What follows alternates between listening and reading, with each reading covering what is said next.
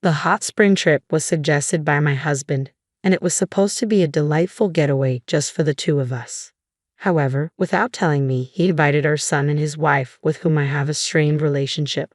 When we arrived at the hotel, my son's wife bluntly said, "If you dislike being with Mike and me so much, why don't you sleep in the parking lot or somewhere around there?" Her mocking words, combined with my husband and son's failure to intervene, pushed me to my breaking point.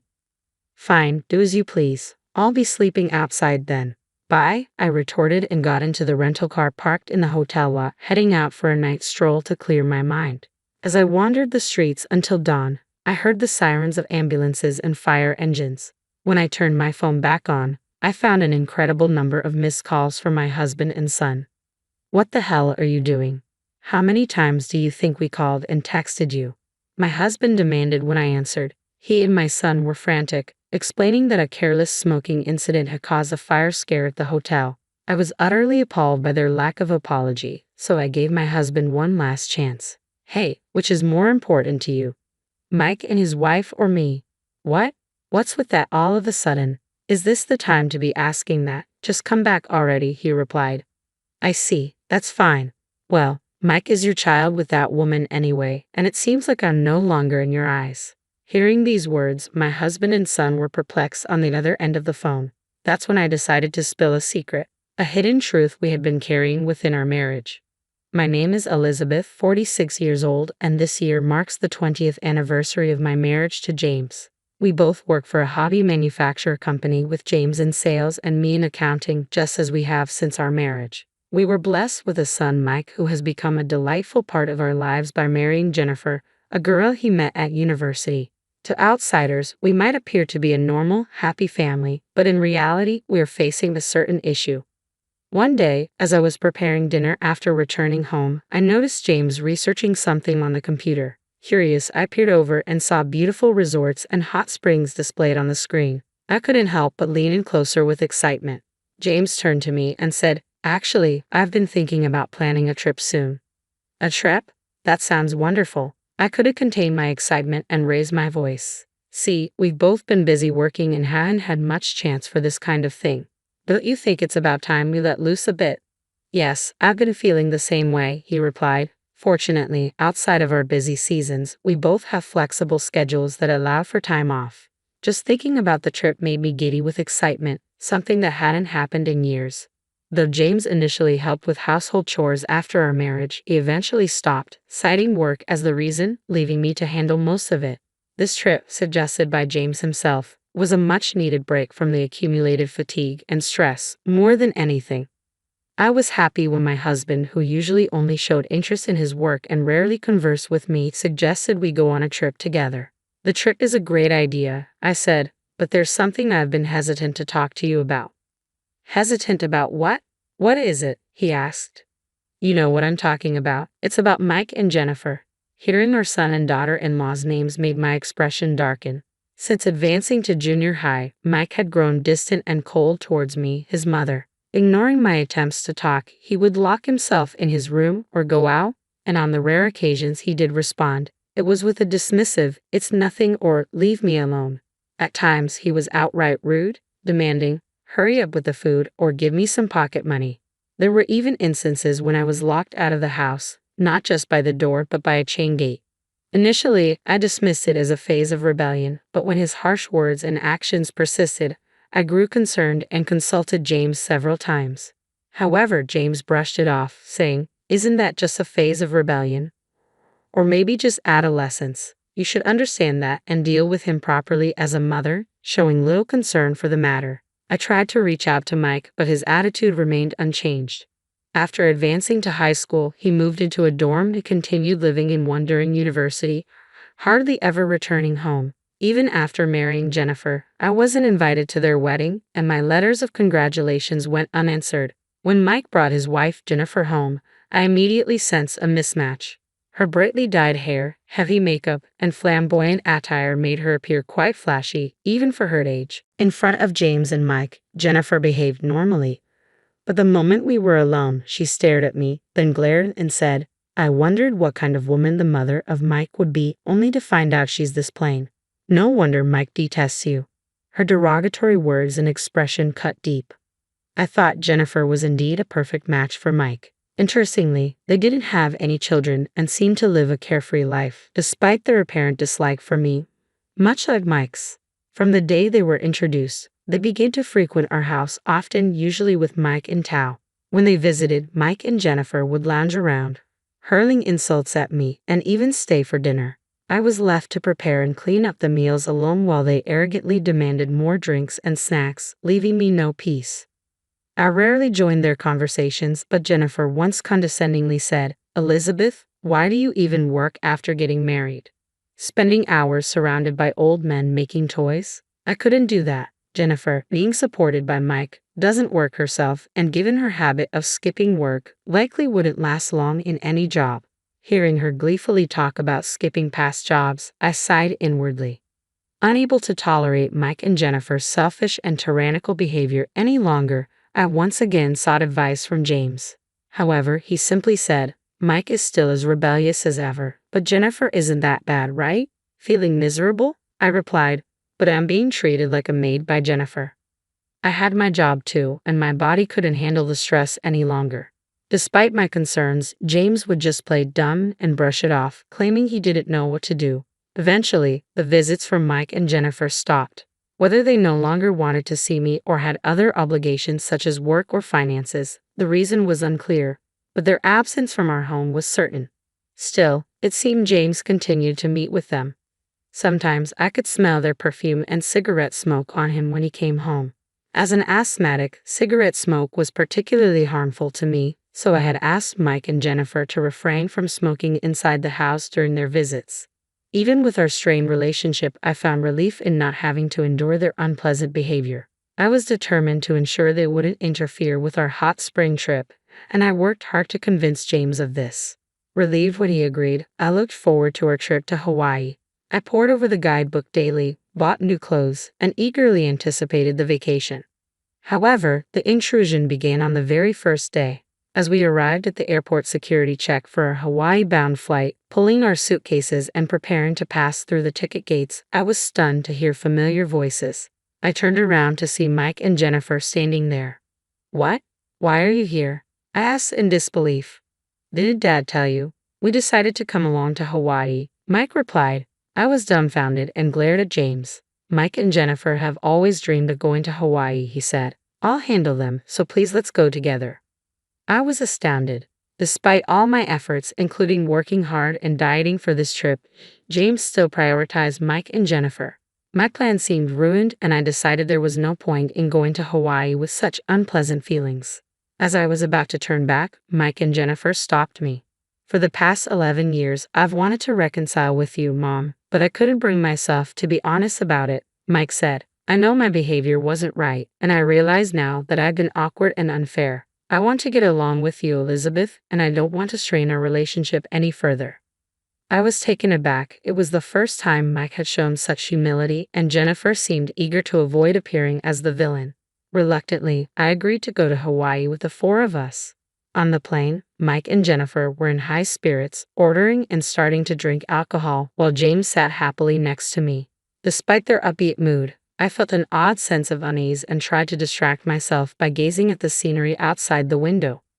Upon arriving in Hawaii and renting a car, we started our trip based on the plan James had revised on the plane. However, it wasn't long before Mike and Jennifer began to ignore my presence, speaking only to James. At water-based attractions like Sea Life Park and Waikiki Beach, they would intentionally trip me, making me fall and get soaked. At lunch, they pushed their leftovers onto me, among other forms of harassment. The tension escalated after dinner when Mike and Jennifer came to our hotel room, wanting to drink. When James went downstairs to get some snacks, Mike and Jennifer, who had bought alcohol in Hawaii, sat on my bed without asking. Mike pulled out an ashtray and cigarettes. "Hey, this is a non-smoking room. Stop it, please," I said. "It's fine if we ventilate," Mike replied with an annoyed look, and Jennifer began to light a cigarette as well. Reaching my limit, I shouted, "Enough. Stop smoking in a non-smoking room.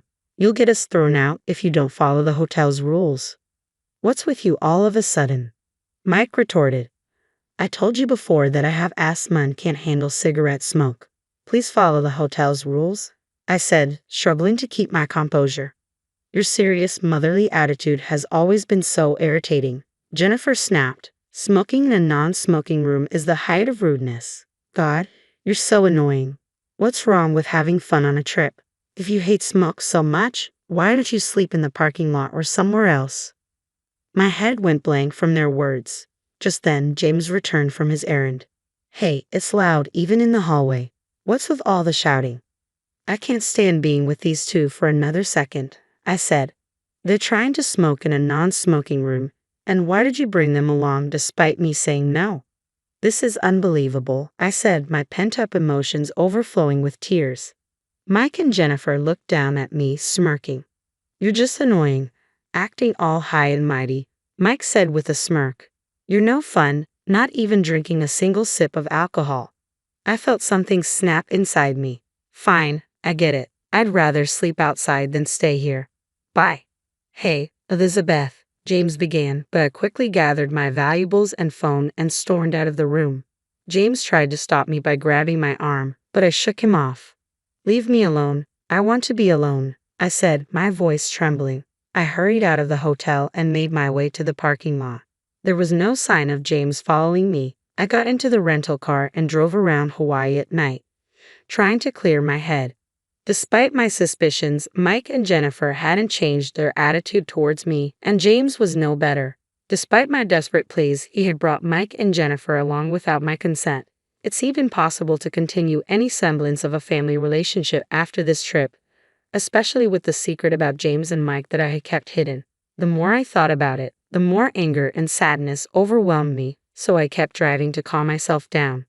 As I drove through Hawaii's beautiful night scenery, my heated mind gradually cooled. After a while, tiredness set in, so I parked the rental car in a coastal park and decided to rest inside. I thought I heard sirens in the distance, but I was too exhausted to care and quickly fell asleep.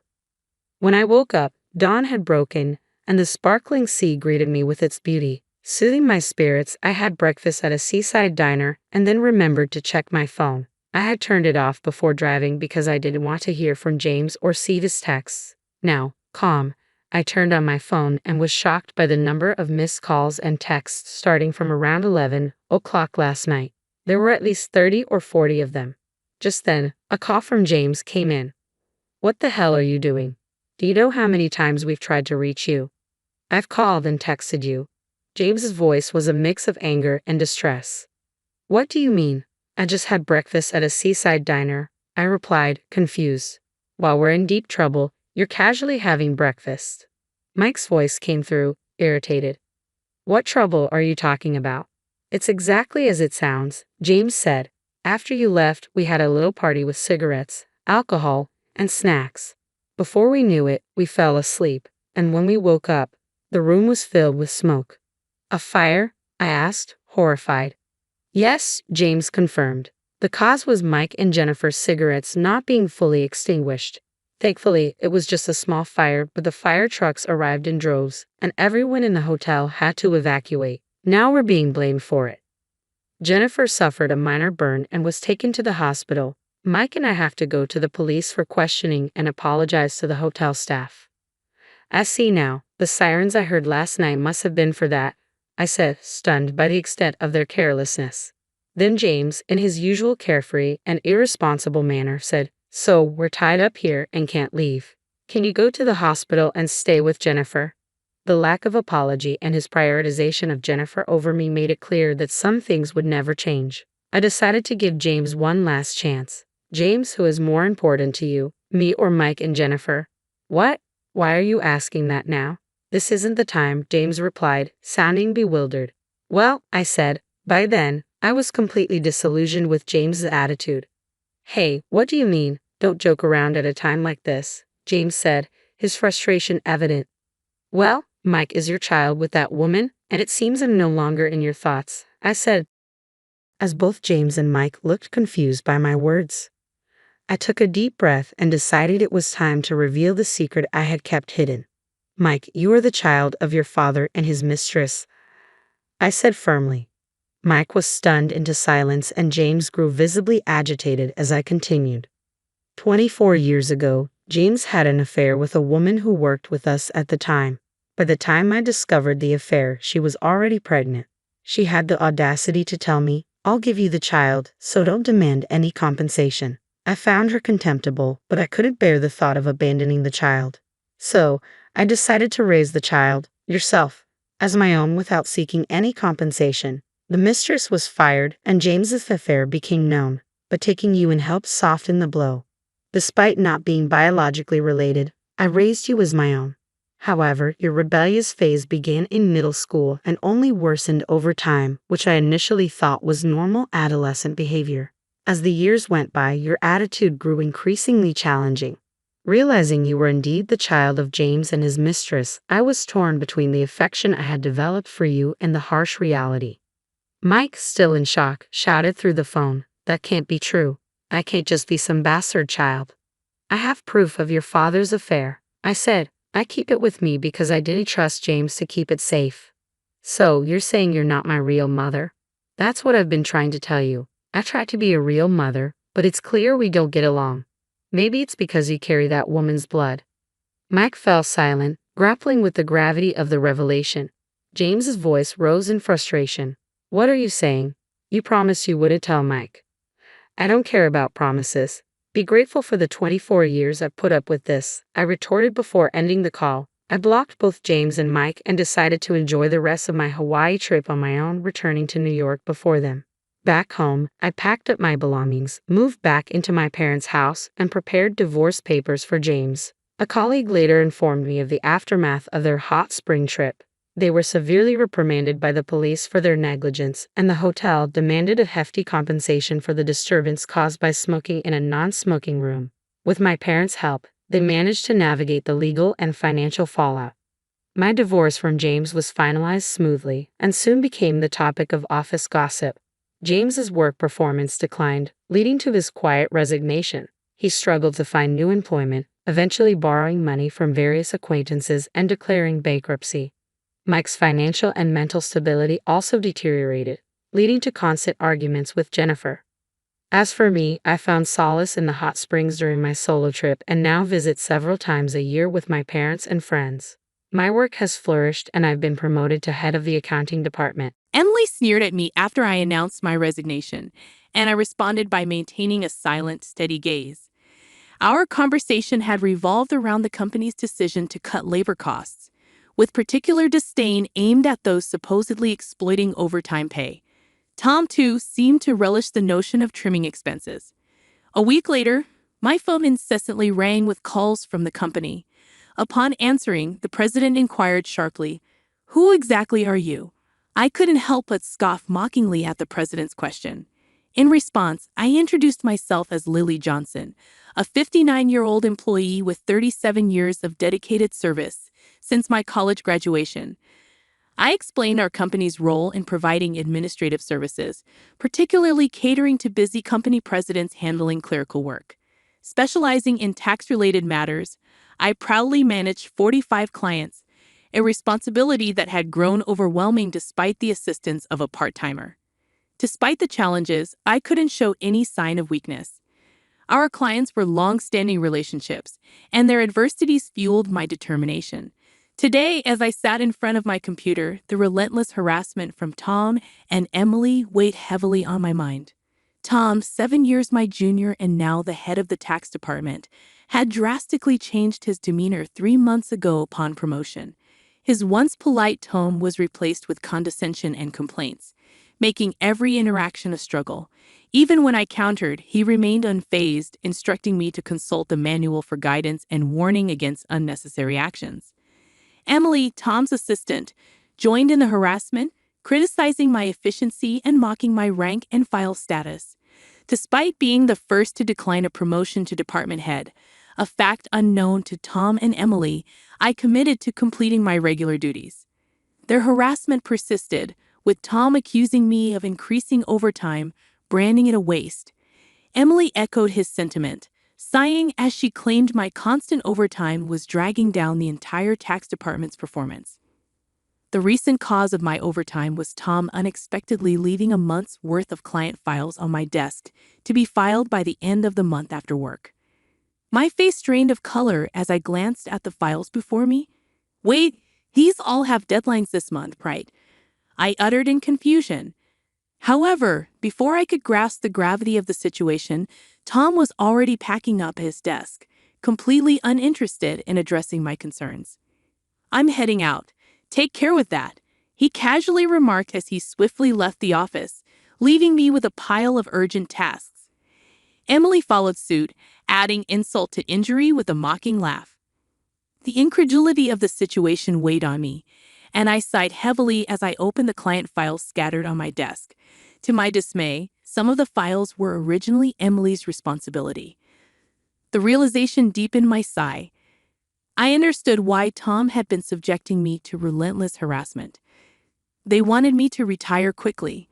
My extensive experience and deeper knowledge in taxation made me a preferred resource for other members of the tax department over Tom. Tom's unapproachable demeanor and unattractive appearance made everyone, except Emily, avoid him. It seemed Emily's proximity to him was strategic, driven by Tom's preference for younger female employees.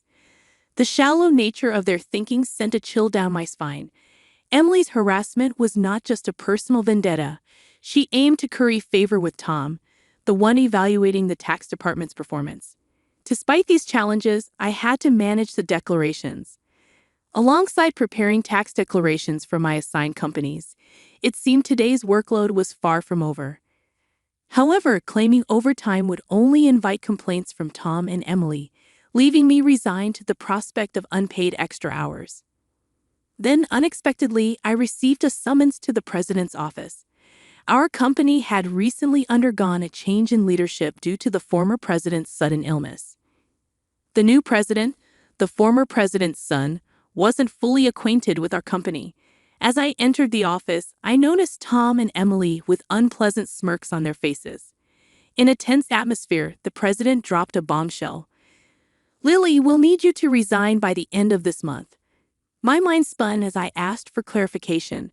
Tom and Emily had apparently accused me of overbilling for overtime, citing that while others had around 15 hours, I had exceeded 80 hours. The president, oblivious to the true circumstances, seemed impressed with Tom and Emily's zero overtime. The reality of the situation hit me. The inflated overtime was a result of doing Tom and Emily's work. However, revealing Tom's instructions would risk portraying it as my own inability to manage time effectively. I presented the facts, asserting that I hadn't overbilled for overtime but struggled to finish my workload within regular hours. The president sighed deeply, expressing doubt but acknowledging the lack of evidence to pursue the matter further. Nevertheless, he insisted that they couldn't retain someone working at such a slow pace. Resigned to the situation, the president suggested my resignation, and it seemed his mind was made up. Told to leave the company I had devoted 37 years to, I felt a weariness settle in. Despite my dedication, the additional workload from Tom and Emily went unappreciated. I agreed to resign at the end of the month, acknowledging that I had already communicated my decision to the president. As I glanced at Tom and Emily, their vulgar smiles reflected satisfaction. Leaving the president's office, Emily taunted me with a sarcastic, "Thanks for quitting," her sneer cutting through. I responded with a silent stare, facing similar disdain from Tom, who shared his approval of cutting labor costs and labeled me as someone exploiting overtime pay. Observing their cheerful conversation, I pondered the handover process. Creating documents for all my clients, I ensured proper farewells and appointments with those I could meet personally. Unable to schedule a meeting with the president, I resorted to letters to inform them of my successor. A week post-resignation, enjoying a moment of relaxation at home, my mobile phone rang. Seeing the company's call, I hesitated, having already completed social insurance procedures. However, persistent calls from both the company and Tom and Emily's personal mobiles led me to answer reluctantly. As I picked up, the president urgently spoke, asking, "Who exactly are you?" I couldn't help but mockingly reply, "Just an unemployed lady who resigned from the company, nothing else." In response, the president urgently explained the chaos since my departure, 49 calls to stop transactions with the company. He pleaded for my immediate return, revealing a sense of panic in his tone. Reluctantly, I rose from my seat and made my way back to the company. Upon my arrival, I found Tom and Emily waiting, their faces notably pallid and dark circles underlining their weary eyes. Surprised by their drastic change in appearance, I inquired about what was happening. Tom glared at me and revealed, "Since you left, we've been bombarded with calls to stop transactions, not just from your clients but also from prospective companies we were planning to introduce." "What did you do?" Emily echoed the suspicion, expressing disillusionment at the thought of me resorting to underhanded tactics. Their haggard appearance suggested the toll handling cancellations. While I had not manipulated the clients, I had a hunch about the reason behind the transaction halts. Considering the inevitability of cancellations, I mumbled my thoughts aloud. Tom, however, accused me outright, insisting I had orchestrated something. He demanded I go to the president's office immediately, forcefully escorting me there. Upon entering the president's office with Tom and Emily, the president greeted me with a direct look in his eyes. Tom declared, "President, I brought her," with an air of authority, while Emily hurriedly followed suit. Ignoring their accusatory tone, the president questioned me about the abrupt halt in transactions after my departure. I took a deep breath and explained, "Our clients don't need us to manage their taxes. There are tax accounting firms that offer cheaper services. They continued with us because of me." Tom snapped back, questioning my self-worth, and Emily taunted me, both challenging my value to the company. Undeterred, I elaborated on my unique approach, offering tailored tax-saving strategies that resonated with our clients. Tom dismissed it as inefficient, arguing that their manual-based operations were more practical. The president sighed deeply, recognizing the fundamental difference in our approaches. In a serious tone, he said, "Actually," signaling a crucial revelation or decision to follow. I received a surprising call from my father, the former president. It turns out that some clients, who had stopped transactions, went directly to Dad to negotiate on my behalf. I hadn't anticipated clients going to such lengths for me. Dad emphasized that the tax department thrived because of my contributions. Not only did I manage my clients efficiently, but I also supported my colleagues' clients, possessing knowledge that even Tom couldn't match. Dad disclosed that if I hadn't declined the promotion, I would have held a higher position than a department head by now. The current president expressed regret with a pained expression. Emily appeared shocked, probably grappling with the idea that I could have been her superior. The president apologized for making me resign initially and asked if I would consider revoking my resignation. According to Dad, I was indispensable to the company. While I appreciated the change in the president's perspective, I hesitated to accept. Tom interrupted our conversation, visibly upset, and protested the president's decision, questioning why I was chosen over him. Emily echoed his sentiments, praising Tom's leadership and expressing disbelief at the preference for me. The president then sternly addressed them, revealing that since my resignation, numerous complaints had been received from the tax department, suggesting they had been shifting their workload onto others. Tom's face turned pale as the president exposed the fact that he had been pushing the preparation of client declaration forms onto subordinates, including Emily's work for multiple clients. The president pointed out the irony, considering Tom had accused me of being a salary thief. Observing Tom and Emily's pale expressions, the president continued by revealing an alleged leak about their romantic involvement. Tom struggled to defend himself, claiming he was merely mentoring Emily as her superior. However, the president produced receipts from the accounting department, indicating dining expenses filed by Tom. Confronted with evidence, Tom, sweating profusely, was unable to provide a convincing explanation. Emily, too, turned ghostly pale as the president accused them of neglecting their duties, inflating expense claims, and violating company policy by having an affair in the office while being married. In a calm and straightforward manner, the president declared the termination of their employment effective immediately. Tom and Emily tried to resist, promising to retract the receipt claims and pleading for their jobs. "I have a family," Tom desperately pleaded, attempting to reverse his termination. Emily echoed his sentiments, tearfully expressing her fear of being fired. She promised to apologize to me and others for burdening them with work. Realizing the gravity of the situation involving neglect of duties and an affair with a supervisor, concerned about her reputation, she implored for a second chance. Sensing their desperation, I offered advice. "Why don't you stop resisting?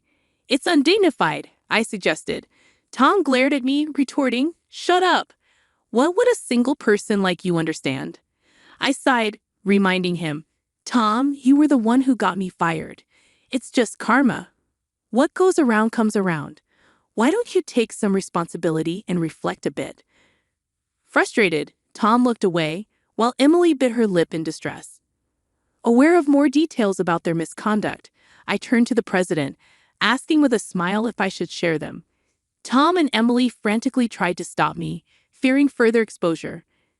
I issued an ultimatum, warning them that wrongdoings would eventually come to light, urging them to face reality before it worsened.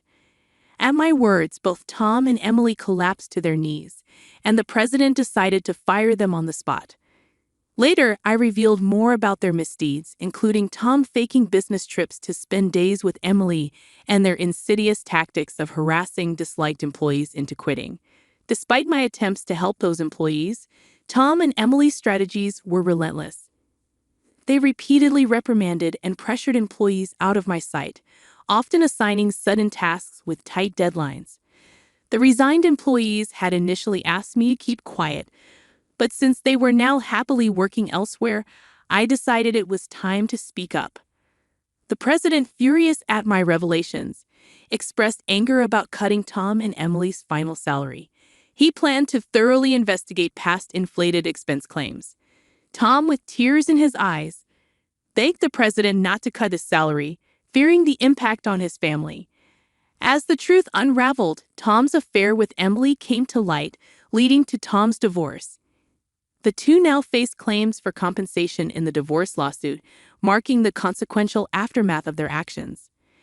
I became aware of the situation when Tom reached out to me, seeking assistance in persuading the president to reconsider their firing. Emily and Tom found themselves in dire straits. Despite their efforts, they struggled to secure new jobs in the tax industry. The industry's close-knit nature meant that word of their misdeeds spread rapidly, making potential employers hesitant to hire them. Desperate for income to cover divorce compensation and living expenses, they resorted to day labor at construction sites, a stark departure from their previous office roles. Emily would often call me in tears, pleading for help. "Lily, please help. I only wanted a better life, and I never truly liked Tom," she'd cry. However, I couldn't ignore the fact that their predicament was a consequence of their own actions. Many, including myself, had been impacted by their behavior. I reminded Emily that the consequences were a result of her choices. "You can't unring a bell," I told her firmly. Facing hardships was the consequence of her decisions. Emily's despair echoed through her protests.